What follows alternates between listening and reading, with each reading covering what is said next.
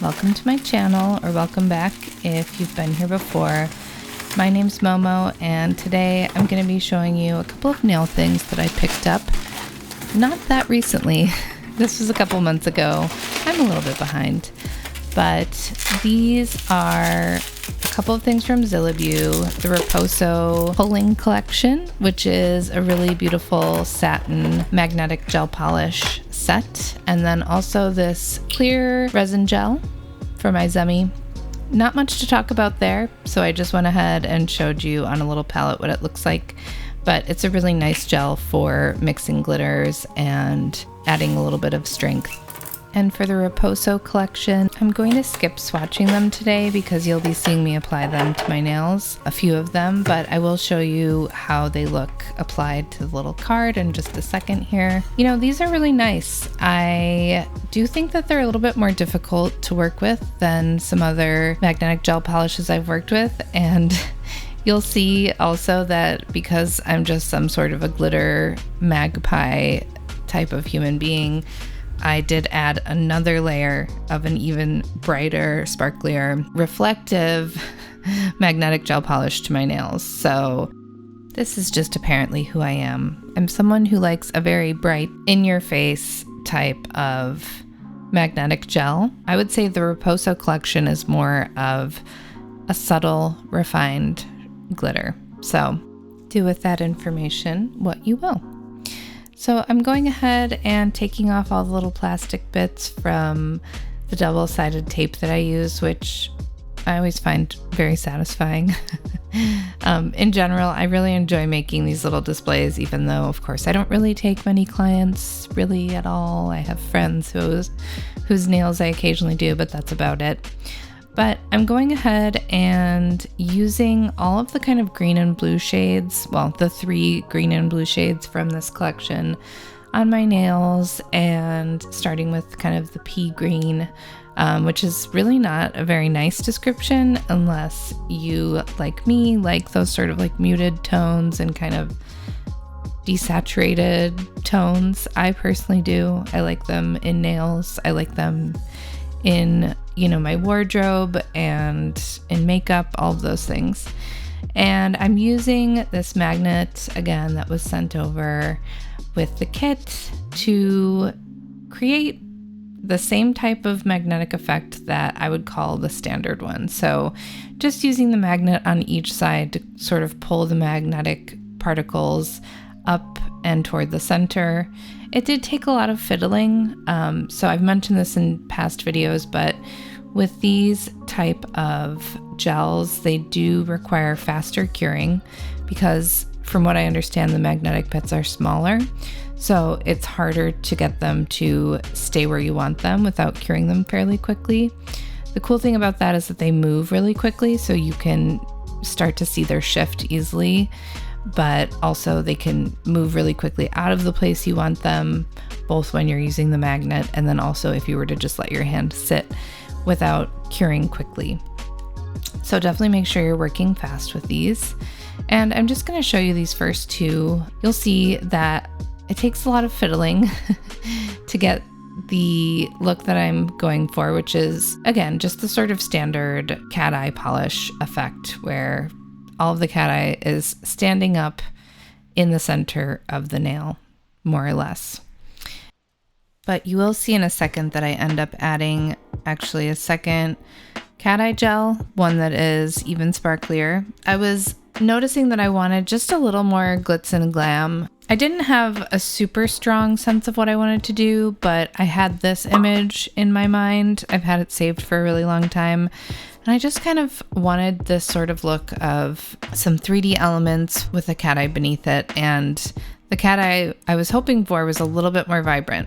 So I decided, you'll see in a second, that I was going to add another layer. And as much as I love the pearls that this nail artist used and the way that they hang off the nails, I don't think that that is something you could feasibly live with.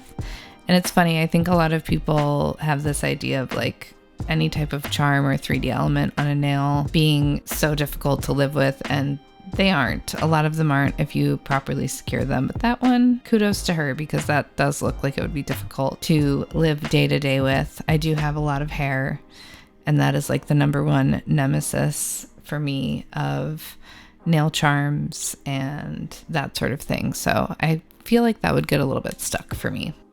Anyway, you'll see that I am back at it again with my favorite cat eye gel. I do think this is my favorite. It's certainly the most used one for me. It's the Leaf Gel Space. I'll put it on screen.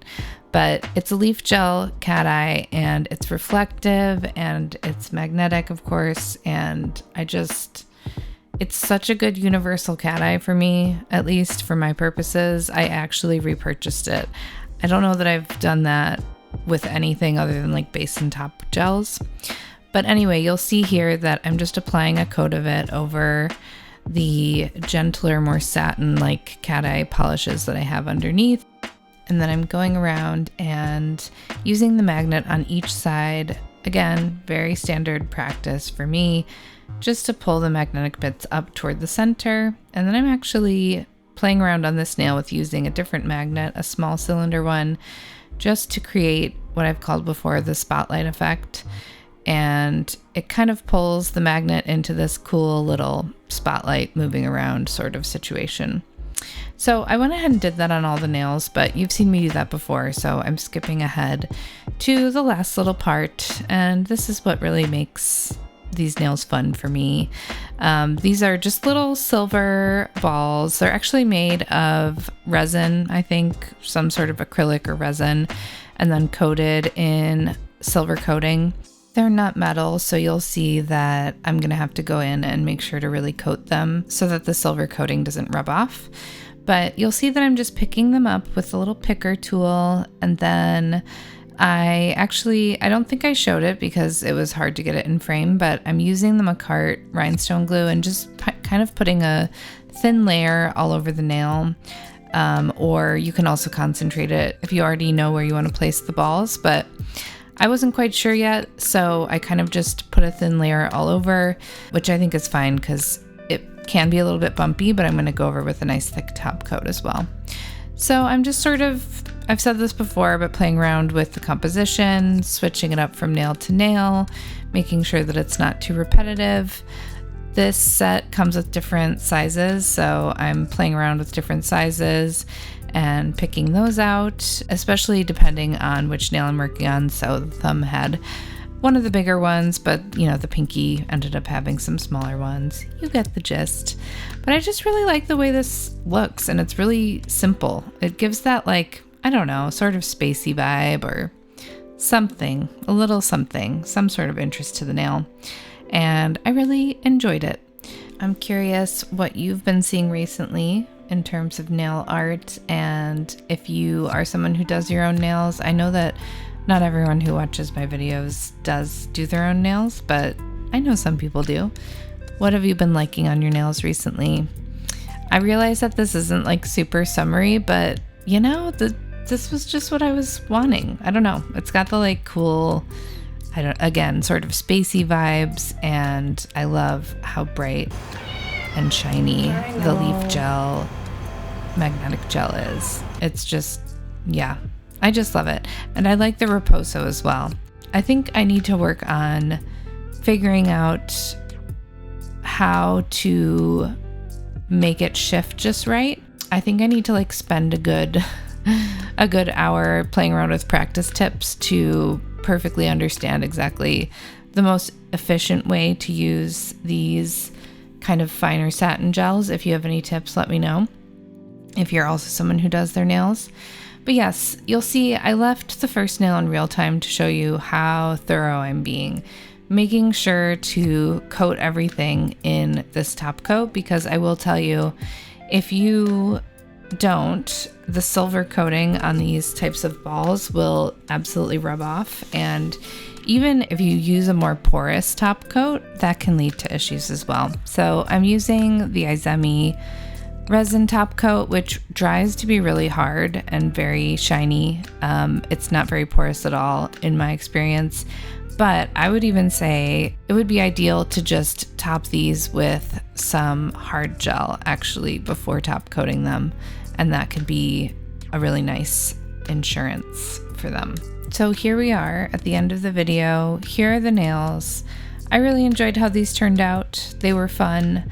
I wore them for a couple of weeks and now I've just taken them off. Thanks for sticking around and watching this. I hope you'll like and comment and subscribe if you enjoyed this, and I hope to see you again very soon. Thanks.